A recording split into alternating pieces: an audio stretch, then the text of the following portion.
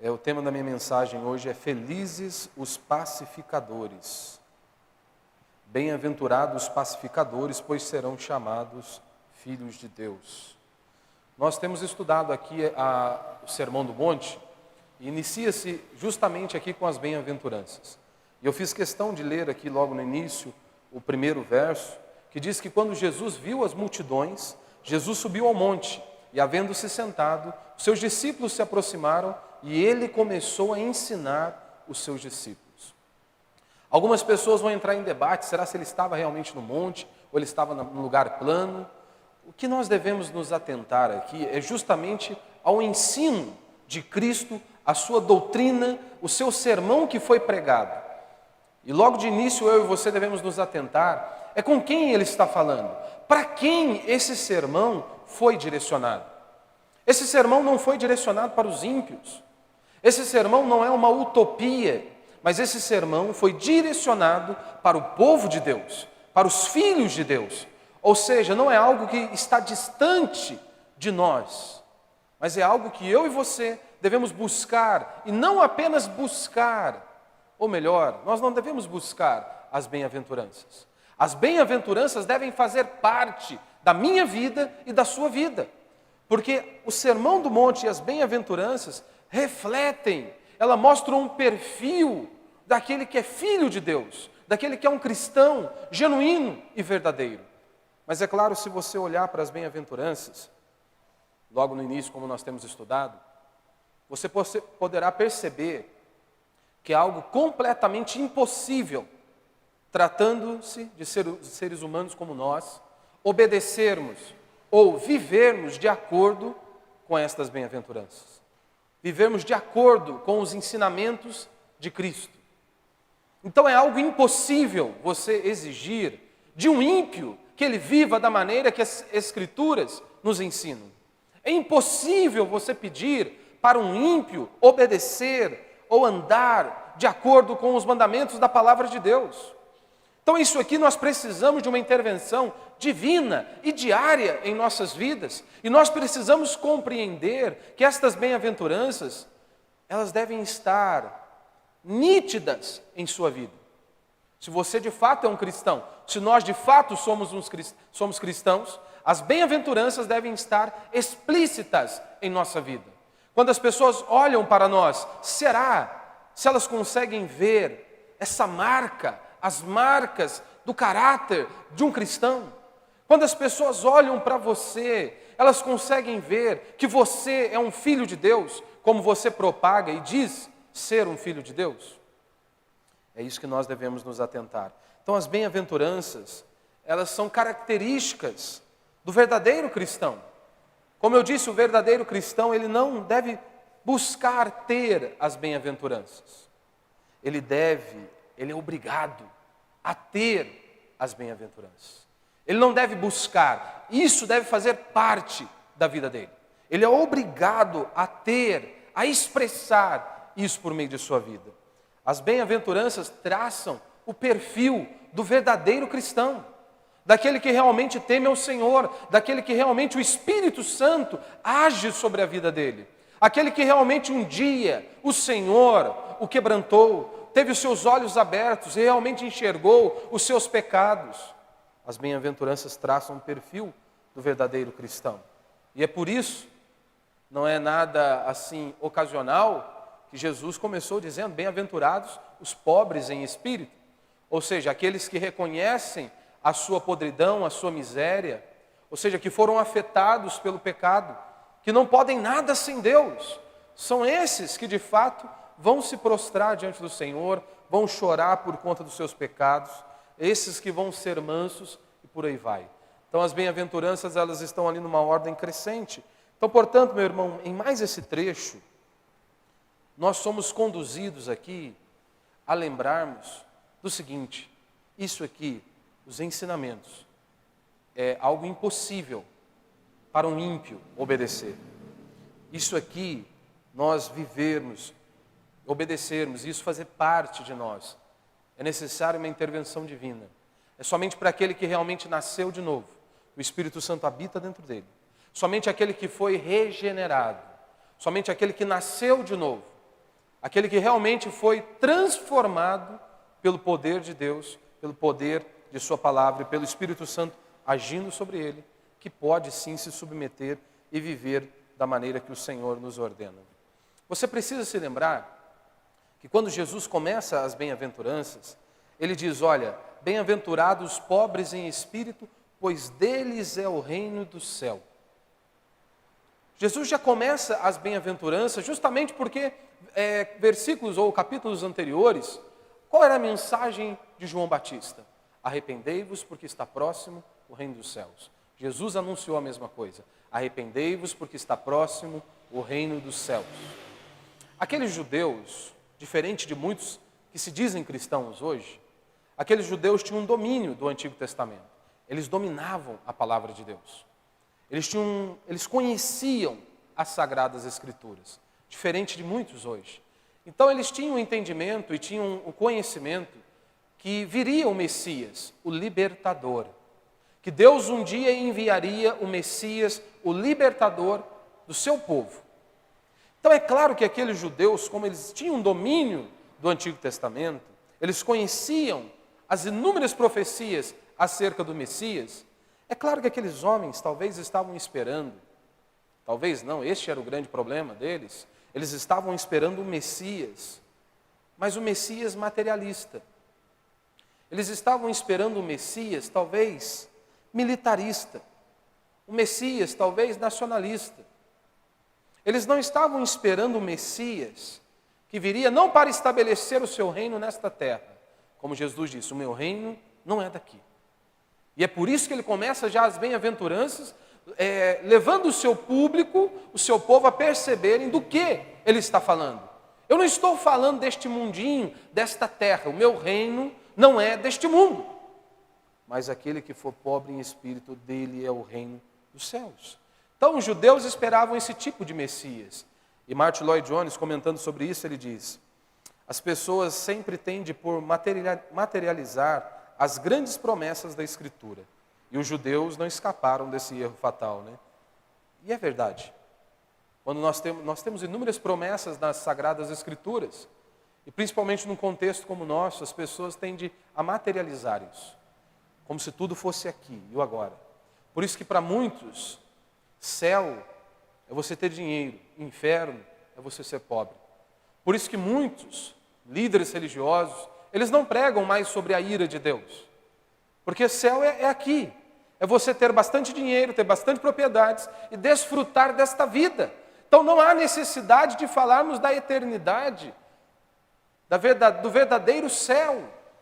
Vamos falar apenas do hoje, como você ser próspero, como você ter uma vida feliz, princípios para casamento e por aí vai.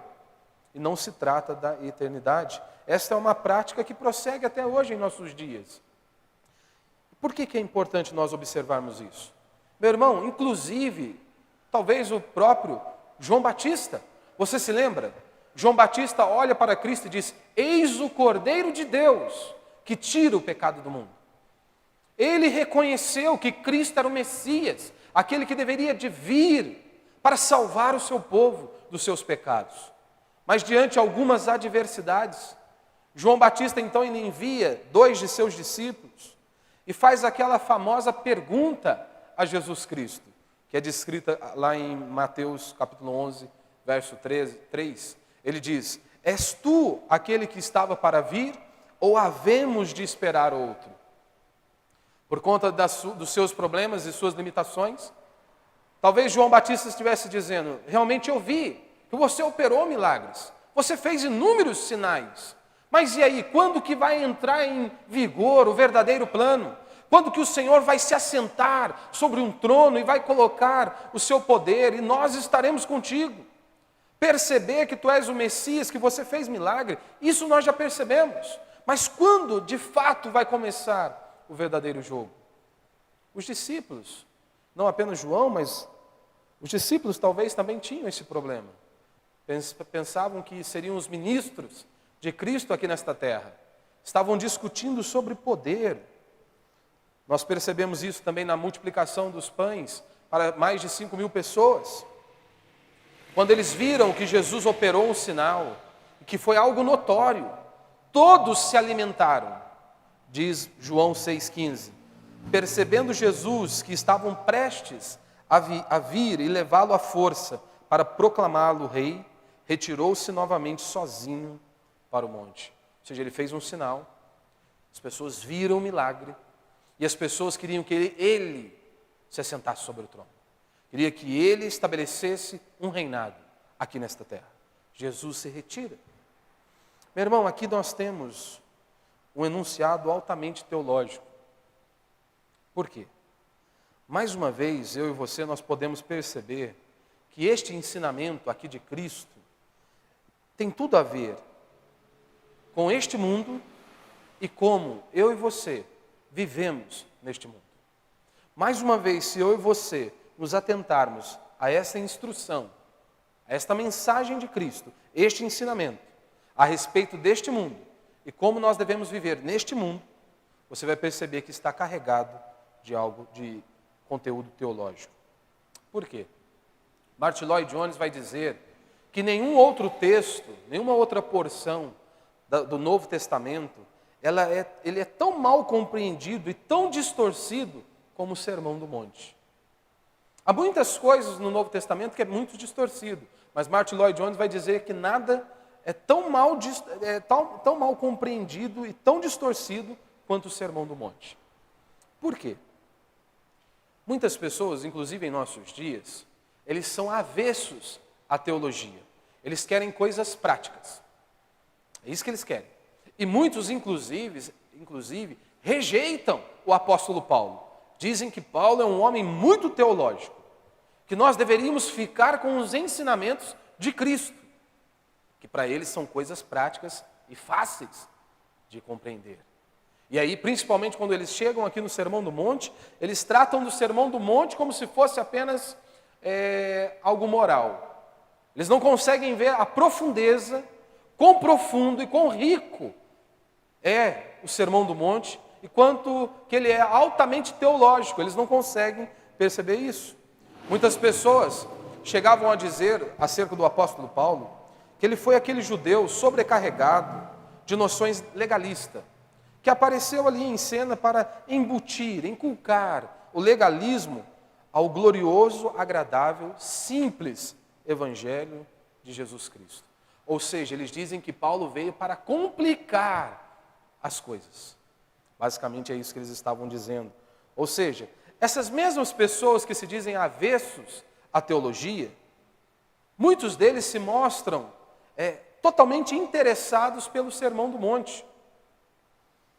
E eles dizem, essa seria a grande necessidade do mundo. O mundo precisa olhar para o Sermão do Monte e colocá-lo em prática. Então, na cabeça dessas pessoas, basicamente seria o quê? Você estudar o Sermão do Monte, você estuda o Sermão do Monte, procura persuadir as pessoas que estão ao seu redor e que todos possam colocá-lo em prática. Essa é a ideia de muitos que são avessos à teologia. E eles dizem, o que o mundo precisa, para que o mundo seja melhor, nós precisamos ver os ensinamentos de Cristo, o Sermão do Monte, e colocá-lo em prática. Ou seja, nada de teologia. O que nós precisamos é deste belo ensinamento ético. O que nós precisamos é desse belo ensinamento, desse maravilhoso ensinamento, desse ensino moralista. É disso que nós precisamos. Nada de teologia. E essa tem sido a maldição da igreja em nossos dias. Eles não se dobram diante das Sagradas Escrituras. Eles não conhecem a Deus. Eles não buscam o Senhor. Não são alimentados pela palavra de Deus. Meu irmão, ou seja, bem-aventurados pacificadores, pois serão chamados filhos de Deus. Ou seja, feliz é aquele que é absolutamente diferente de todos os homens. Feliz é esta pessoa, que ele é diferente de todos os outros. E ele é diferente justamente porque ele é filho de Deus. Ele é diferente justamente porque o Espírito Santo habita dentro dele. E é por isso que ele se posiciona diferente. É por isso que ele tem uma atitude diferente. Por isso que ele age diferente em todos os lugares que ele está. Ou seja, isso afeta, ou seja, alcança todas as áreas da vida dele. não está restrito a algo apenas, mas é em toda a sua vida. Ou seja, então esta bem-aventurança, ela acaba de nos fazer mergulhar novamente no oceano da teologia e no ensino do Novo Testamento, das doutrinas aqui do Novo Testamento. E a primeira que nós vemos aqui é a depravação total. Porque, meu irmão, convenhamos, tente olhar esta questão por outro ângulo. Imagine comigo. Por que é tão difícil manter paz no mundo? Por quê? Uma das coisas que o homem mais busca é paz. Seja dentro do seu lar, seja na empresa, seja em meio à sociedade, em qualquer lugar, o que o homem mais busca é paz. E por que há tanta dificuldade em encontrar a paz? Você tem lá a ONU, e desde sua criação, parece que houve mais e mais guerras. Um órgão que estava ali destinado a proclamar e a trazer paz a todos. E é justamente desde a sua criação que nós vemos mais e mais guerra. Meu irmão, o que eu quero sugerir aqui é que só existe uma resposta adequada para essa pergunta. Por que é tão difícil manter paz? O que eu estou sugerindo é o seguinte: não é uma resposta de ordem política, não é uma resposta de ordem econômica e nem é uma resposta de ordem social. Porque este é o caminho que as pessoas tentam trilhar. Eles acham que isso vai resolver o problema da humanidade. Que um bom político, e é claro, em hipótese alguma eu estou dizendo que nós não devemos avaliar quem nós colocamos no poder, mas o seu socorro, o que vai resolver o problema da humanidade não é um político, não é um sistema de governo, não é uma assistência social, não é algo financeiro. O que pode transformar o ser humano é apenas uma coisa: é a pregação do Evangelho. É uma pregação genuína, onde o Espírito Santo de Deus atua em nossas vidas. É somente por meio da verdade, por meio da pregação do Evangelho, é que as pessoas são transformadas. Não tem nada a ver com política, com parte econômica ou social. A resposta, mais uma vez, é uma razão essencial e primariamente teológica e doutrinária. Quem o homem é? Por que é tão difícil manter tanta paz? Por que é tão difícil manter paz? De acordo com as Escrituras, a dificuldade em manter paz é justamente por conta do homem, por conta do coração do homem. Ou seja, a dificuldade reside no coração do homem. E enquanto esse coração ele não for transformado, o problema jamais será solucionado. Enquanto o homem não tiver o seu coração transformado pelo Evangelho, enquanto ele não nascer de novo, quando algo sobrenatural ocorrer dentro dele, esquece, o problema não vai ser solucionado.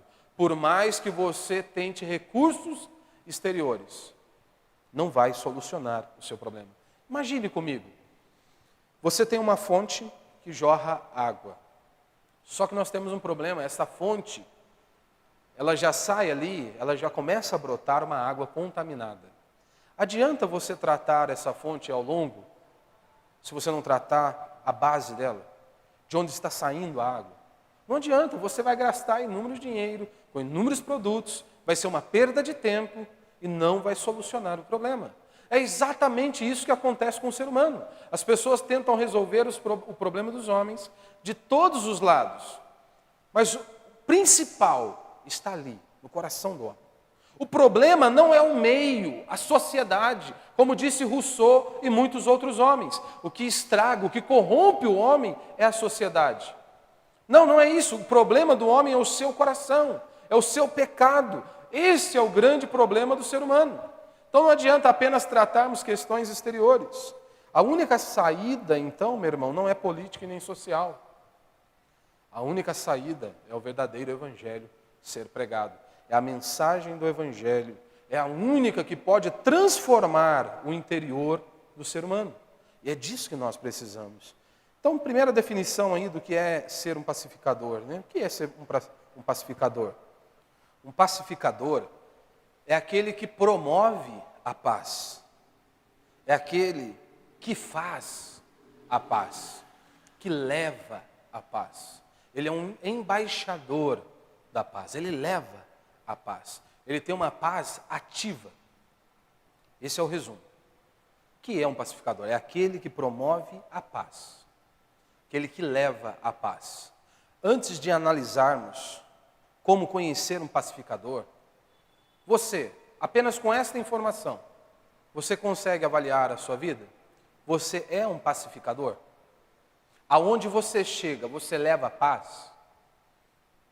Na sua casa, você leva a paz? No seu trabalho, você leva a paz? Aonde Deus te colocou, você leva a paz? Ou quando você chega, parece que o inferno se instalou naquele lugar? Você já parou para pensar? Lembrando que as bem-aventuranças não é algo opcional.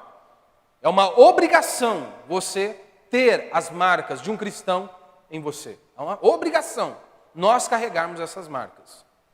Então, segundo, como conhecer um pacificador? E eu vou falar um pouco disso mais adiante. Nós conhecemos um pacificador por as suas palavras.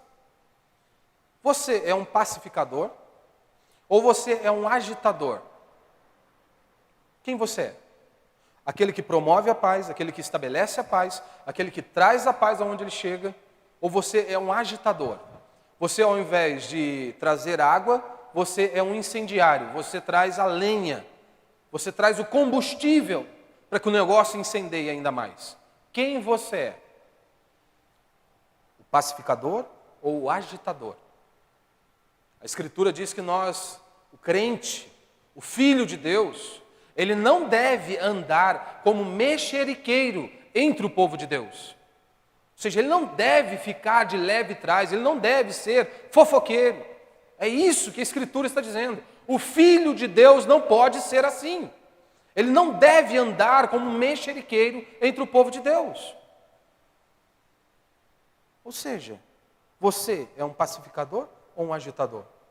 Por exemplo, meu irmão, para você, as suas palavras, a sua esposa, promovem paz?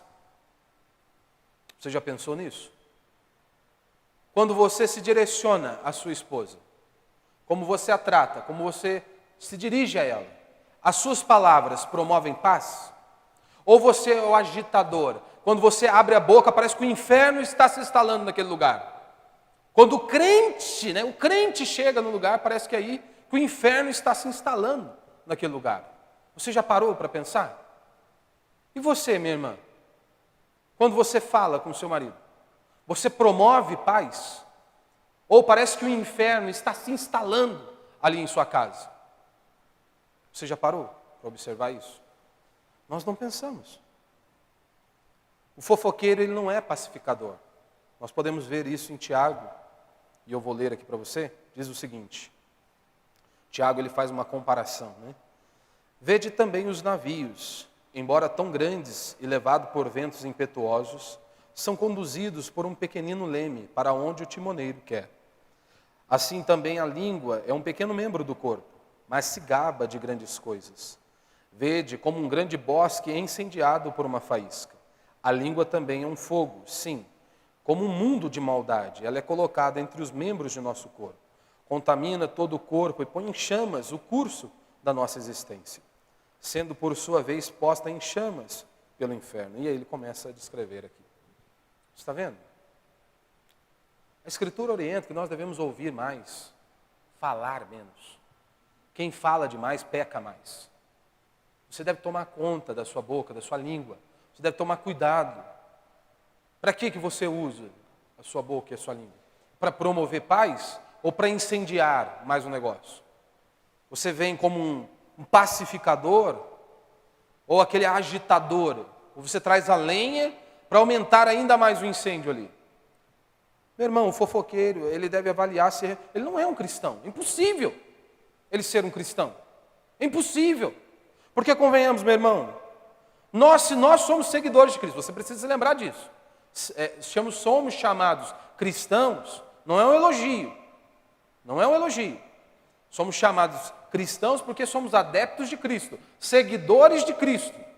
Quando você lê a Escritura e você olha para as Sagradas Escrituras, que você vê o caráter de Cristo, as atitudes de Cristo, você consegue ver em algum momento nas Escrituras um Cristo fofoqueiro? Pelo menos todas as vezes que eu li a minha Bíblia, eu não consigo identificar isso. Um Cristo fofoqueiro. Cristo fazendo fofoca. Eu não vejo isso. Você já viu isso aí na Escritura? Se você é um cristão, se nós somos seguidores de Cristo, então é claro que um cristão ele não é um fofoqueiro. Não pode ser um fofoqueiro. Segundo, como conhecer um pacificador? Ora, por meio de sua família. Por meio de sua família. Porque aqui, às vezes, na igreja, você pode parecer ser uma bênção. Mas e lá na sua casa? Como que você é lá na sua casa? Como você é quando você está lá com a sua família? Como que você é? Em seu casamento, como que é? Você promove a paz? Ou quando o seu esposo chega em sua casa, parece que você fica esperando para acender a dinamite ali, para o negócio estourar mesmo. Parece que você fica maquinando o dia inteiro. A hora que ele chegar, aí que o bicho vai pegar. Bicho, vou acender todos os negócios aqui, essa casa vai levantar que nem um foguete para cima, o pau vai comer aqui dentro. É assim? Ou você fica preparando todo o ambiente para promover a paz. Porque se você é um cristão, é isso que você deveria fazer. É isso que você deveria fazer, minha irmã. Você deveria ser um agente, uma embaixadora da paz dentro do seu lar. Não aquela que incendeia a casa. Nós temos 2 exemplos na Escritura. Você tem a Abigail, que era mulher de Nabal, e você tem a mulher de Jó. E 2 posições completamente diferentes. Nabal era um homem muito rico.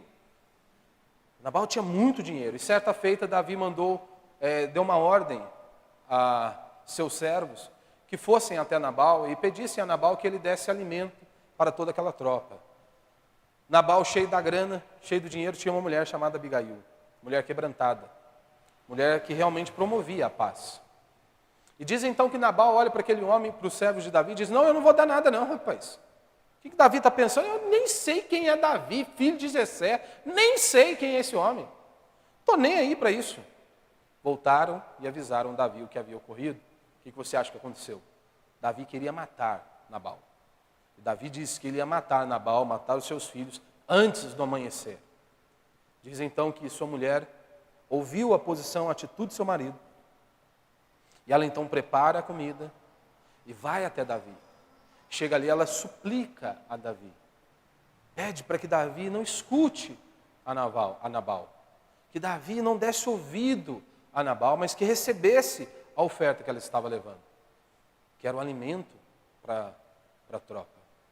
E diz então que Davi, ele se retrata e não pune aquela família. Por outro lado, você tem a mulher de Jó. Abre-se o livro de Jó dizendo que Jó era o homem mais íntegro e reto de toda aquela terra. O homem que possuía muito dinheiro. Diz o texto então que Jó perdeu seus bens, perdeu os seus filhos. Jó estava perdendo tudo. Jó agora tem a sua pele ali contaminada. Ele está com um caco raspando a pele. Diz então que a sua mulher não era uma embaixadora da paz, olha para ele: amaldiçoa o teu Deus e morre. Meu irmão, imagina, o cara já está na miséria, já enterrou os 10 filhos. A situação já está de perna para o ar. Você tem uma mulher que chega e fala assim: ei, amaldiçoa o teu Deus e morre, cara, acorda para a vida. Quem que você é? Abigail ou a mulher de Jó? Quando seu esposo chega em casa, você promove a paz ou você é tipo a mulher de Jó? Você como pai, você promove a paz? Você promove a paz lá com os seus filhos? Você, minha irmã, e você, meu irmão, como marido ou como esposa, você promove a paz? Se você for sincero consigo mesmo, você promove a paz? Nós vemos também e conhecemos um pacificador porque ele é um pregador do Evangelho. Ele tem que anunciar o Evangelho. Como Paulo diz em Romanos 10:15, e como pregarão se não forem enviados? Assim como está escrito, como são belos os pés dos que anunciam coisas boas, ou seja, anunciam as boas notícias. E nesse sentido, todos nós aqui fomos chamados. Eu sei que muitos de vocês vieram de outras denominações, e ali há inúmeros ministérios, né? Há o ministério da dança, há o ministério do sei do quê, do skatista. Há ministério para tudo ali. Tem mais ministério que o governo nosso. E aí o que acontece? Aí você fica preocupado. Qual que é o meu ministério? Sabe qual que é o seu ministério, o meu ministério? É o ministério de reconciliação. Esse é o ministério que todos nós fazemos parte. Todos nós temos este ministério, que é o ministério da reconciliação, que Paulo nos ensina. Ou seja, de pregarmos o Evangelho, de anunciarmos essa boa nova, de que Cristo, Deus enviou o seu Filho até nós, porque nós não poderíamos subir até Deus. Ou seja, nós precisamos pregar o Evangelho, anunciar, portanto, justificados pela fé, temos paz com Deus. Nós precisamos anunciar isso. Nós precisamos propagar o Evangelho do Reino de Deus. Mas o que não é ser um pacificador? Né?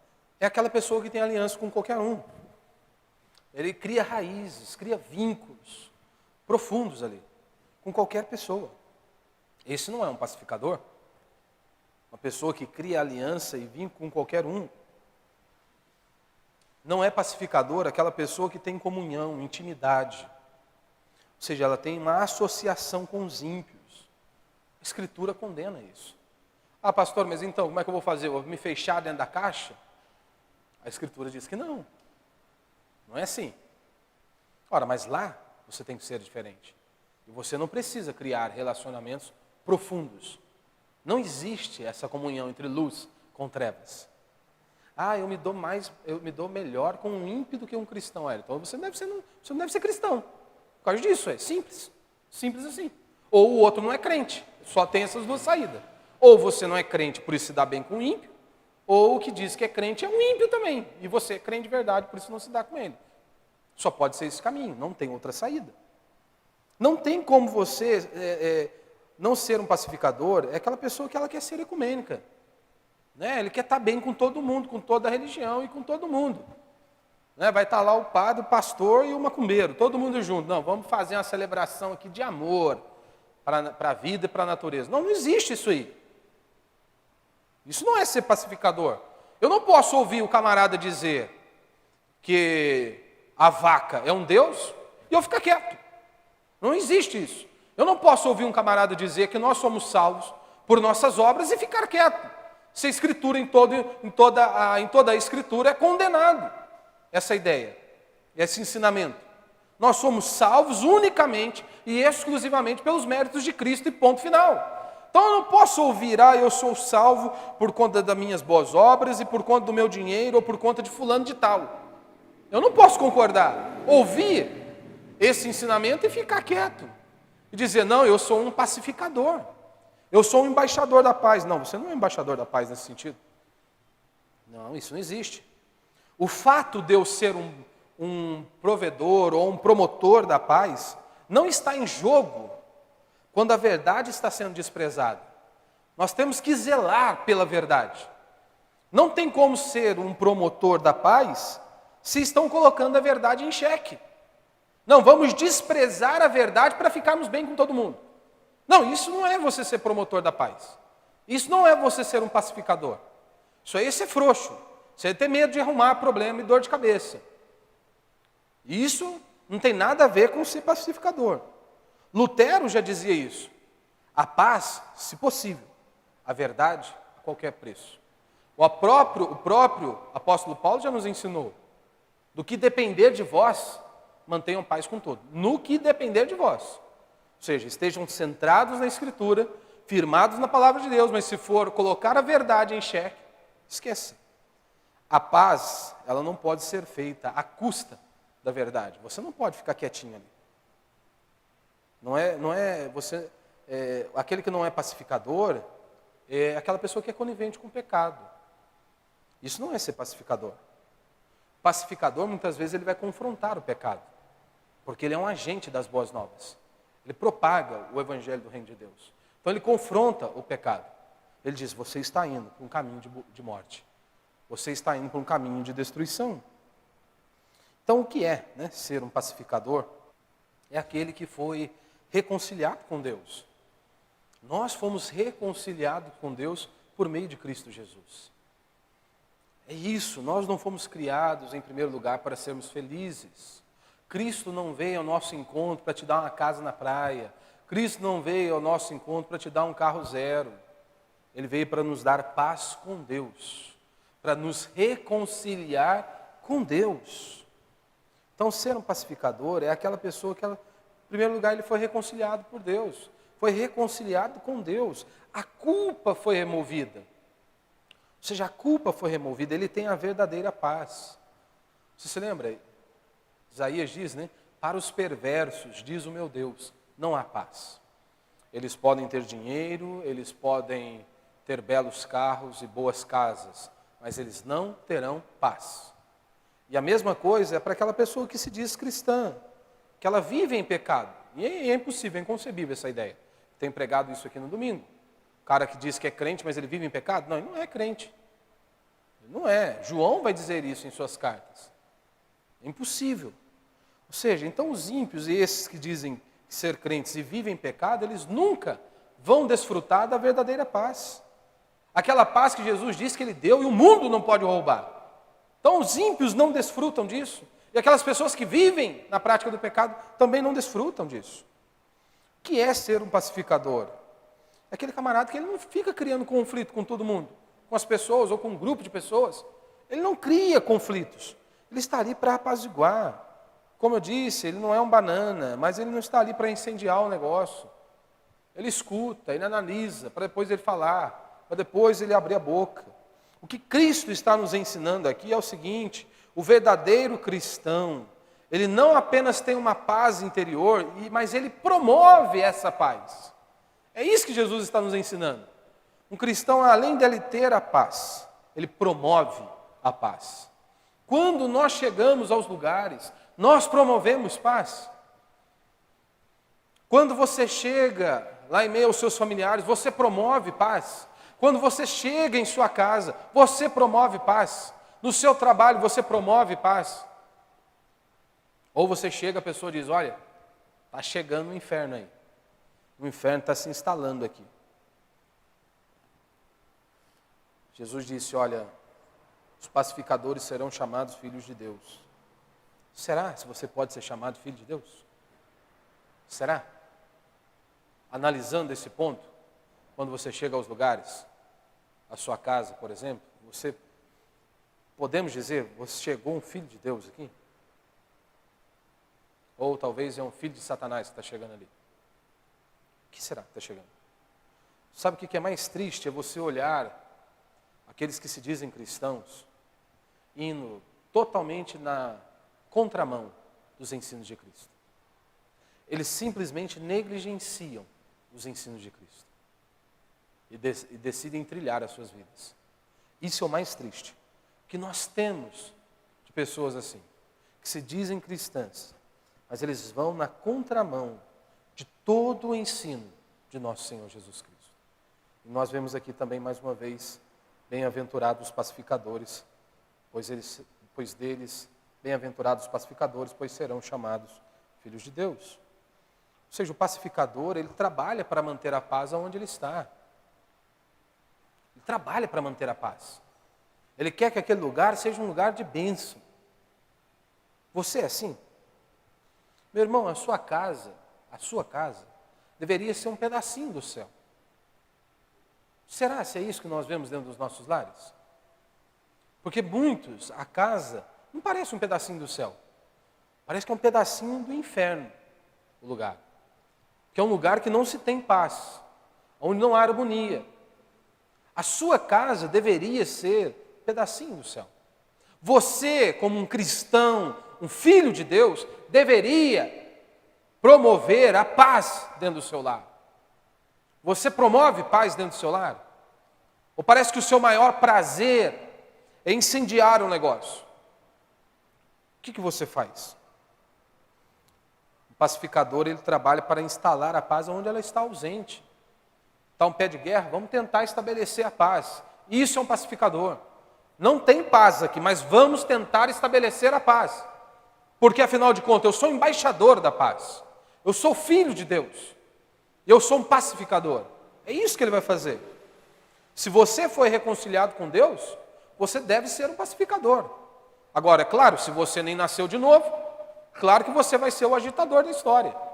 Mas se você nasceu de novo, você deve ser aí um pacificador. Como saber, então, se eu sou um pacificador? Como saber? Meu irmão, nós temos que aprender a ouvir mais. Esse é o nosso problema. Falamos demais. Falamos demais, não pensamos para falar. Pacificador é aquela pessoa que ele escuta, ele sabe. Ele tem paz, ele sabe que ele foi perdoado por Deus. Ele sabe que ele é salvo. Ou seja, ele já está no lucro. Ele já está no lucro. O pacificador é aquela pessoa que ele está ali, ele é centrado. Ele escuta, ele analisa, para depois ele falar. Para depois ele abrir a boca. O pacificador é aquela pessoa que ele mantém a paz, mesmo em meio às adversidades. Mesmo em meio às adversidades. Um pacificador é aquele que mantém a paz mesmo em meio à tribulação, mesmo em meio aos problemas. Esse é um pacificador. Mesmo que a casa esteja caindo, mesmo que o mundo esteja desmoronando sobre ele, ele mantém a calma. Ele mantém a paz. Ele sabe disso, ele confia em Deus. Você se lembra de Davi, que inúmeras vezes era perseguido por Saul? Interessante que lá no Salmo 3, Davi diz que muitos eram seus inimigos, e as pessoas ficavam indagando, será se ele vai achar livramento diante de Deus? Interessante que no final do Salmo, Davi diz, em paz me deito e logo pego no sono, porque só o Senhor me faz repousar seguro. Em paz me deito e logo pego no sono, porque o Senhor me guarda, porque o Senhor me protege. Ou seja, mesmo em meio ao caos, mesmo em meio a adversidades, mesmo em meio a tantos problemas, ele tem paz. Nós vemos esta verdade com relação ao apóstolo Paulo e aos nossos irmãos, como diz em 2 Coríntios 4:8. Sofremos pressões de todos os lados, mas não estamos arrasados. Ficamos perplexos, mas não desamparados. Somos perseguidos, mas não desamparados. Abatidos, mas não destruídos. Nós podemos enfrentar, em outras palavras, o que Paulo está dizendo é, o negócio está feio. Nós não estamos entendendo por que tantos problemas, tantas dificuldades. Mas de uma coisa nós temos certeza, nós temos paz. Porque Deus está conosco, Deus está nos guardando, Deus está nos sustentando. Ou seja, mesmo em meio a tantos tormentos, nós gozamos de paz. Nós temos paz. Ou seja, mesmo em tantos problemas, em meio a tantas dificuldades, nós não saímos da igreja. Nós estamos aqui porque temos a verdadeira paz. Mesmo em meio a tantos problemas, em meio a tantas dificuldades, nós ainda mantemos o equilíbrio, porque nós temos a verdadeira paz. Mesmo em meio a tantos problemas e tantas dificuldades, não deixamos de nos santificar. Não deixamos de nos consagrar, não deixamos de ler a Bíblia, de buscar ao Senhor, de nos alimentarmos, de orarmos, por causa dos problemas. Não, nós continuamos firmes. É mais ou menos aquela história, né? Nós enverga, mas não quebra, né? Que é a ideia lá do bambu, né? Bambuzeiro, né? Bambuzeiro está lá, vem uma ventania, o bicho dobra mesmo, né? Passou a ventania, o que ele faz? Ele volta. É, literalmente, nós enverga, mas não quebra. Você é assim? Ou qualquer resfriadinho já, não vou mais para a igreja não. Qualquer probleminha que deu, Deus vai para o ralo. A fé vai para o ralo. Como se Deus fosse seu servo, né? Interessante as pessoas terem essa atitude. Aconteceu isso na minha vida, mas não vou buscar mais a Deus. Mas Deus é o seu servo? Ele é seu empregado? Caramba, eu não sabia disso. Onde que está na Escritura? Qual livro você leu? Heresias? Qual? Que Deus tem que estar à sua disposição para fazer o que você quer. Jesus orou, Pai, se possível, passa de mim este cálice, todavia seja feita a tua vontade. E a vontade de Deus é, pega aquela cruz e vá. A minha ira será descarregada sobre você. O apóstolo Paulo ora, Senhor, se der, retira esse espinho aqui. Não, Paulo, você vai ficar aí. Pode ficar aí. A minha graça te basta, acabou. Mas hoje os crentes querem dar ordem para Deus, né? Os pacificadores, eles não revidam, eles não se vingam e eles não aceitam a provocação. Como Paulo vai descrever em Romanos 12, 19 a 21, Paulo diz, amados, não vos vingueis a vós mesmos, mas dai lugar à ira de Deus. Pois está escrito, a vingança é minha, eu retribuirei, diz o Senhor. Pelo contrário, se o teu inimigo tiver fome, dá-lhe de comer. Se tiver sede, dá-lhe de beber. Porque se fizeres isso, amontoarás brasas sobre a cabeça dele. Não te deixes vencer pelo mal, mas vence o mal com o bem. Os pacificadores são assim, eles não revidam, eles não se vingam, eles não aceitam provocação. Eles sabem que Deus está no controle da vida deles. E eles descansam no Senhor. Para a gente encerrar, as promessas para os pacificadores. Bem-aventurados os pacificadores, pois serão chamados filhos de Deus. Eles serão chamados filhos de Deus. Quem que vai reconhecê-lo? O próprio Deus o reconhece. O próprio Deus. Também as pessoas que estão ao nosso lado vão reconhecer. Vão reconhecer. Meu irmão, você tem que se lembrar, Deus é o Deus da paz, como diz a Escritura. Jesus, o príncipe da paz. Deus, Espírito Santo, consolador, nossa paz. Você deve se parecer com o seu Deus. Será se você se parece com o seu Deus? Você pode fazer um teste. Quando você chegar em sua casa, pergunta para sua esposa se você é um pacificador. Ou a esposa pergunta para o marido se você é uma pacificadora. Garanto que muitos já sabem a resposta. O que fazer? Dobrar-se diante de Deus, clamar a Deus. Falar, Senhor, tem misericórdia de mim. Me perdoa, eu estou tão distante do teu ensinamento. Estou tão distante, Pai, da tua palavra. Isso aqui deveria ser uma marca em meu caráter. Ser um pacificador. Perdão não é algo fácil, com certeza. Perdão é uma obra da graça de Deus em meu coração e em seu coração. Por isso nós sempre devemos nos perguntar, será se não há nada aqui no meu coração que eu preciso perdoar? Você deve se avaliar. Talvez há alguma coisa que você tem que aprender a perdoar. E hoje Deus está nos dando mais uma oportunidade de você realmente se parecer com Cristo. Aonde você estiver, que realmente nós possamos nos parecer com o nosso Deus. Por isso vamos ficar de pé, vamos orar.